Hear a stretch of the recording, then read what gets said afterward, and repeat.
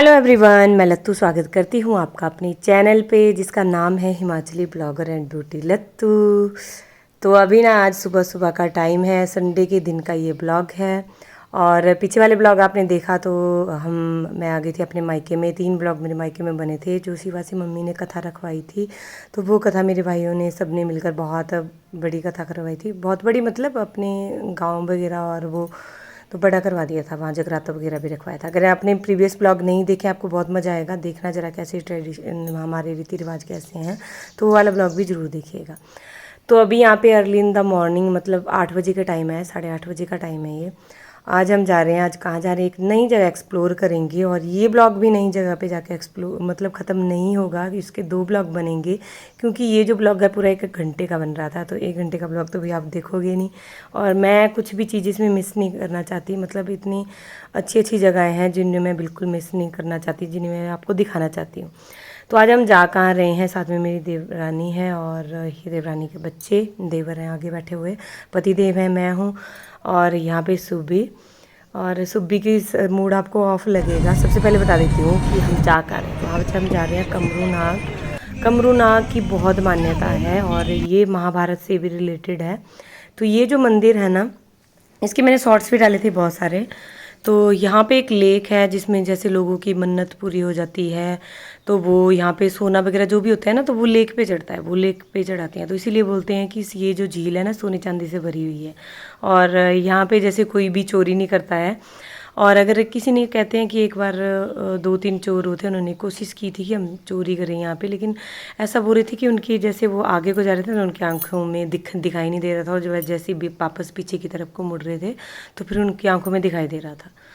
तो अभी बता देती हूँ, यात्रा की शुरुआत हुई है सुंदरनगर से। सुंदरनगर से जाएंगे हम बाया चैल चौक होके। बाया जैसे ये 2 रोड है, 2 रोड हैं इसके लिए, जैसे जो कोई भी आना चाहता है अगर। तो एक है बाया रोहांडा होके। तो रोहांडा जैसे जैसे हम जूरी जाते थे ना, तो मैंने आपको जगह दिखाई भी थी रोहांडा, और उस टाइम मैंने आपको सुनाया भी था। तो हम आज जा रहे हैं बाया चौल चौक होके। अगर आप बाया रोहांडा जाओगे तो आपको 6-7 किलोमीटर के ऊपर पैदल चलना पड़ेगा। और अगर यहाँ से जाते हो तो आपको 20-25 मिनट मतलब शायद 1-2 किलोमीटर आपको पैदल चलना होगा। तो इसीलिए हम यहाँ से जा रहे हैं। आज हमने सोचा बाया चैल चौक होके जाते हैं। चैल चौक के आगे इससे पहले पिछले साल जब सुब्बी का बर्थडे था तब भी हम गए थे, लेकिन तब हम नहीं पहुंच पाए थे क्योंकि बरसात शुरू हो गई थी। और बरसात की वजह से रोड एकदम ख़राब है। रोड का एक्सपीरियंस तो इतना गंदा रहा है ना, हम सब बाद में मिल के बोलते, मैंने कहा इससे अच्छा तो हम पैदल चले होते तो ज़्यादा अच्छा रहता। लेकिन हमारे साथ बच्चे भी थे तो हमने सोचा कि पता नहीं थोड़ा सा ही होगा चलने को। लेकिन बहुत सारी मतलब ये वाला जो रहा है ना सफ़र, ये एकदम से वो बोल सकते हैं एडवेंचरस ट्रिप उस टाइप में रहा है। तो मैंने पूरी जो ब्लॉग है इसमें पूरी वॉइस ओवर की है क्योंकि मेरा गला आज बिल्कुल बैठ गया था, और अभी इतना टाइम हो गया, अभी तक मेरा गला ठीक नहीं हुआ है। अभी मैं जो रास्ते में ये जगह आपको दिखा रही हूँ ना, यहाँ तक हम पहले जब मैं मेरी जेठानी के साथ हम आए थे, पूरी फैमिली आई थी, तब हमें यहाँ पे ही रुक नहीं जा रहा है। तू बोल दे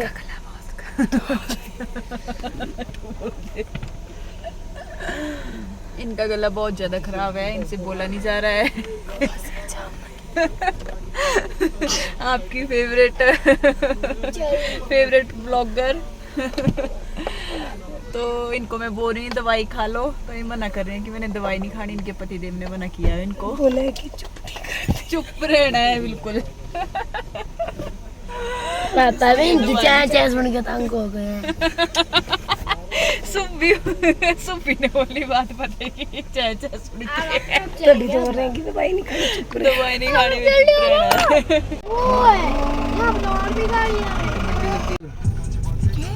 चुप रहना है। चलो चलो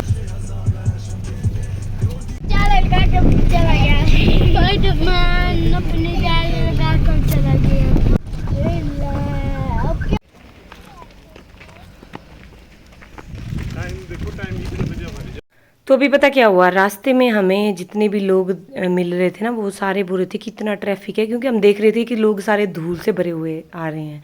और बोलते भाई 2-2 घंटे तो हमें जाम में लग गए, हमसे निकला नहीं जा रहा। तो हमें पता नहीं था जाम कहाँ लगा हुआ। और यहाँ पे लोगों ने गाड़ियाँ पार्क कर दी पीछे ही। मतलब यहाँ से अभी 8-9 किलोमीटर और था हमें चलने को, जहाँ तक गाड़ियाँ जाती हैं। उसके बाद 1-2 किलोमीटर और है ऊपर को जाना। तो हमें ये पता नहीं था, हमने सोचा कि अभी थोड़ा सा होगा 2-3 किलोमीटर, क्योंकि जहाँ पे वो बोर्ड लगा था ना उन्होंने लिखा था कमरूनाग 12 किलोमीटर लिखा था शायद या कुछ, लेकिन यहाँ से बन रहा था अप्रोक्सीमेटली 20-21 किलोमीटर या उससे ज़्यादा ही बनना था। जो चैल चौक से आगे 3-4 किलोमीटर और है, फिर वहाँ से एक पगडंडी, मतलब पगडंडी नहीं बोलेंगे यार, सिंगल रोड है, तो वहाँ से भी आपको फिर ऊपर पैदल चलने के लिए, जैसे वहाँ पे बोर्ड लगा हुआ है शायद 12 या 11 किलोमीटर लिखा है, लेकिन 17 किलोमीटर बन रहा था हमारा, और वो भी वहाँ तक जहाँ तक कि हमारी गाड़ी जा गई, उसके बाद 3-4 किलोमीटर और था। तो यहाँ पे हमने फिर पैदल रास्ता चूज़ किया, और पैदल चलने वाले हम अकेले ही नहीं थे, हमारे साथ बहुत सारे थे जिन्होंने पीछे गाड़ियाँ पार्क कर दी थी, क्योंकि हम में से किसी को भी इतना पता आइडिया नहीं था कि कहाँ और कितना आगे है, और रोड से हम चल नहीं सकते थे क्योंकि रोड पे इतनी ज़्यादा धूल थी कि मैं क्या बताऊँ, क्योंकि अभी बारिश बुरिश कुछ नहीं हुई थी तो बहुत ज़्यादा हो रही। रास्ते में मैं थोड़ा सा पानी देख आया था, मतलब गाड़ियाँ इतनी चल रही थी इस रोड पे, और फिर हम देख रहे थे, मैंने कहा ट्रैफिक जाम तो हमें कहीं मिला नहीं, तो हम चलते गए, लास्ट में हम जब 3 किलोमीटर चल गए ना तो हालत जवाब दे गई, मतलब फिर उस टाइम हमें वहाँ पे एक दुकान मिली जो मैं आपको आगे दिखाऊंगी। तो दुकानदार ने बोला कि अभी यहाँ से लगभग 6-7 किलोमीटर और चलना पड़ेगा आपको, उसके बाद वो गेट तक का रास्ता है, उसके बाद आपको और चलना पड़ेगा, उसके बाद आपको अगर तेज़ चलने वाले होंगे तो 20-25 मिनट और लगेंगे। तो फिर हमारे साथ तो बच्चे भी थे, और मेरी देवरानी को तो छोटा बच्चा भी था, लेकिन वो इतना चला है ना, मतलब शिवा से भी ज़्यादा चला है, वो 2-3 साल का होगा अभी। तो यहाँ पे देख सकते हो आप, हमने तो भाई पूरा पैक कर लिया था अपने आप को पूरा लगा के, और यहाँ पे पतिदेव मेरे को दे रही थी किसके सहारे चल तू, डंडा उन्होंने दे दिया था मेरे हाथ में, थमा दिया था किसके सहारे चल, क्योंकि चलने में दिक्कत हो रही थी यहाँ पे। और रास्ता ये कोई रास्ता नहीं था, मतलब हम खुद ही रास्ता बना रहे थे, जैसे सड़क के किनारे मिल रहा था ना, यहाँ से पता चलेगा कि दूसरा मोड़ है ऊपर, तो हम बस शॉर्टकट ही अपना रहे थे। तो बस यही हालात रहे पूरे रास्ते में, लेकिन ये ट्रिप रहा हमारा बहुत अच्छा, एडवेंचरस था थोड़ा सा। और यहाँ से ना जो सरोवा माता का मंदिर है, माँ जालपा देवी का, वो भी दिख रहा था। पिछले साल जब हम कमरूनाग के लिए निकले थे, लेकिन कमरूनाग तो हम पहुँच नहीं पाए थे, तो हमने फिर सुबह का बर्थडे जो है वो यहाँ पे मनाया था, जो माँ जालपा का मंदिर है, सरोवा माता का मंदिर। और वो ब्लॉग आपने नहीं देखा होगा, बर्थडे ब्लॉग, तो वो ज़रूर देखिएगा उसको भी, कोई भी ब्लॉग मिस मत कीजिएगा। तो यहाँ पे ना फाइनली यहाँ पे जाके हम रुके। ये जो दुकान है, इस दुकान को हमने पूछा, ये दुकान हमें पहले ही मिली है रास्ते में। तो यहाँ पे इनको पूछा कि कितना दूर है, तो उन्होंने बताया कि अभी भी 6-7 किलोमीटर। तो हमें लगा ऐसे झूठ बोल रहे हैं, तो उन्होंने दिखाया कि वो टॉप है, वहाँ तक जाना है, उसके बाद आपको और पैदल जाना है, वहाँ पे गेट है, फिर उसके बाद आपको और जाना है। तो फिर उन पतिदेव और जो मेरे देवर थे वो चले, हम बैठ गए यहाँ पे, हमने कुछ खाया पिया, क्योंकि हमने कुछ घर से खाया पिया भी नहीं था। फिर वो चले गए यहाँ पे, उन्होंने बड़ी मुश्किल से लिफ्ट ली, क्योंकि जो गाड़ियाँ जितनी भी जा रही थी वो पूरी पैक जा रही थी। फिर यहाँ पे वो गए, और फिर उन्होंने गाड़ी लाई फिर से दोबारा 3 किलोमीटर फिर से गए वो, लेकिन शुक्र है कि लिफ्ट मिल गई। फिर हम यहाँ से निकले, हम घर से निकले थे 8:30 बजे, और 8:30 बजे की निकले हैं। फिर हम यहाँ पे 11:30 बजे हम पैदल चले, 3 किलोमीटर हम पैदल चले। फिर 3 किलोमीटर पैदल चल के हमें पता चला कि भैया अभी नहीं, अभी और भी है रास्ता, क्योंकि जाम तो हमें मिला नहीं रास्ते में कहीं भी, जैसे लोग बोल रहे थे बहुत जाम है बहुत जाम है। वो जाम का पता तो बाद में चला कि आगे जाम लगा हुआ है, जो मैं दिखाऊंगी, जो 3-4 किलोमीटर का लगा हुआ था, या 3-4 किलोमीटर या 2-2.5 किलोमीटर या ऐसा कुछ लगा हुआ था, पूरा तो मुझे भी नहीं पता, लेकिन वहाँ तक पहुँचते भी हमें 1 घंटा लग गया था।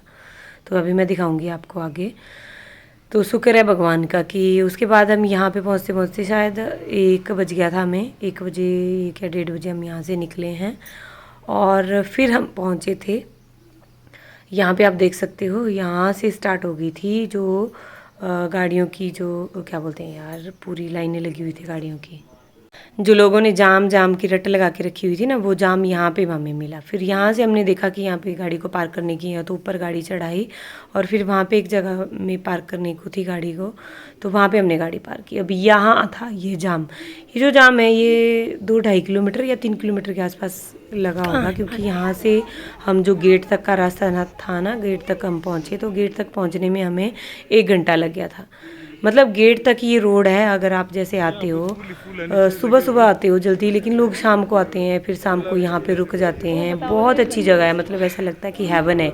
और इसकी जो पूरी स्टोरी है कमरूनाथ की, महाभारत से रिलेटेड जो भी स्टोरी है इसकी, वो मैं आपको नेक्स्ट ब्लॉग में सुनाऊंगी, ठीक है, क्योंकि ये ब्लॉग मेरा बहुत लंबा हो रहा था।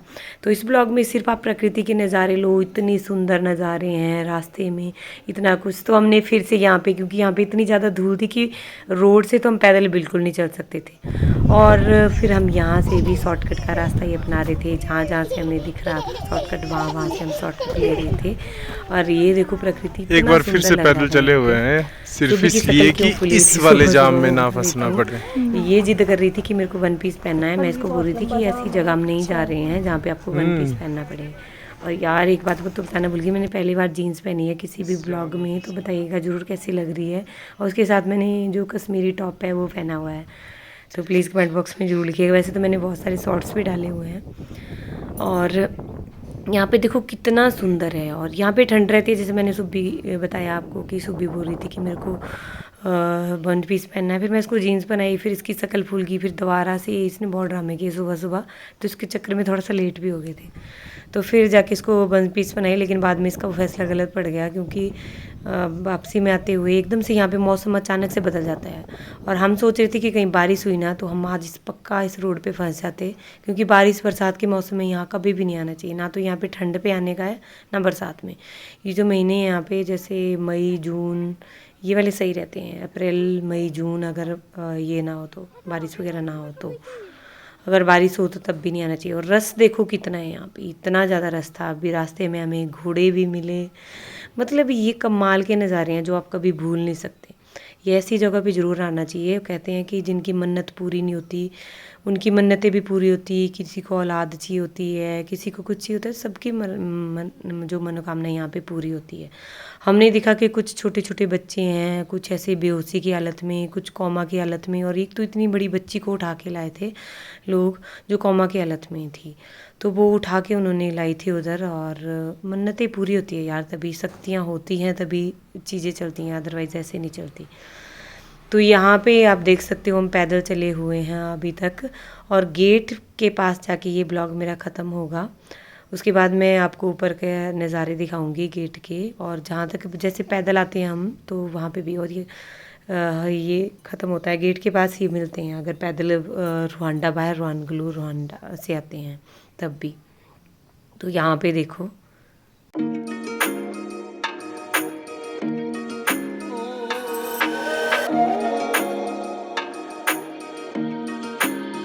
तो यहाँ पे ना काफ़ी टाइम के बाद मेरे को अपनी फ्रेंड मिल गई थी, तो उसके साथ थोड़ी सी बातचीत हुई। मैंने एक्चुअली पहचाना भी नहीं था, पहचाना मतलब मैंने देखा नहीं था, पहचाना तो था यार, अपनी फ्रेंड को कौन नहीं पहचान सकता, लेकिन देखा नहीं था मैंने उस तरफ, उसने देखा और उसने मेरे को पहचाना। फिर बात हुई, और यहाँ पे बच्चे बोल रहे थे कि हमें गोलगप्पे वगैरह खाने हैं, क्योंकि बच्चों को भी पैदल चल चल के ना भूख लग गई थी। तो यहाँ पे आइसक्रीम वगैरह थी, गोलगप्पे वगैरह थे।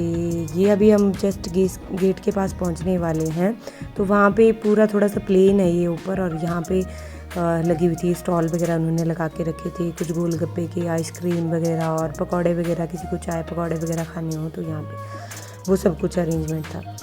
ये आप देख सकते हो पीछे गेट, ये जो गेट है जैसे मैंने बताया आपको कि अगर आप यहाँ पे कुछ इंस्ट्रक्शन भी लिखी हुई है वो फॉलो करनी पड़ती है। तो जैसे यहाँ पे अगर पैदल आते हो ना आप बाया रुवांडा, तो तब भी आप इसी गेट के पास निकलोगे, और अगर आप बाया चल चौक आते हो, वैसे इस गेट तक ही गाड़ियाँ आती है। यहाँ पे आपको नीचे की तरफ रोड दिखेगा, तो यहाँ तक वैसे गाड़ियाँ आती है। तो यहाँ तक पहुँचने में, जहाँ पे हमने गाड़ी पार्क की अभी, यहाँ तक पहुँचते पहुँचते हमें 1 घंटा लग गया था, 1 घंटे से ज़्यादा ही लग गया था, क्योंकि हमारे साथ बच्चे भी थे तो थोड़ा धीरे चल रहे थे। तो कमरूनाथ देवता आप सभी की मनोकामनाएं पूरी करें, ये मैं दिल से दुआ करती हूँ। जो मांगे उन सबकी मनोकामनाएं पूरी हो, और सबको स्वस्थ रखे भगवान जी।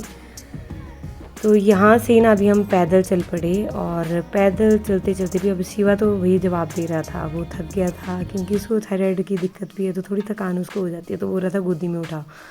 तो अभी बच्चे थोड़ा सभी ऐसे कर रहे थे कि अब थक गए हैं, गोदी में उठाओ। तो ये देखो छोटा मेरे देवानी का बच्चा कैसे चल रहा है।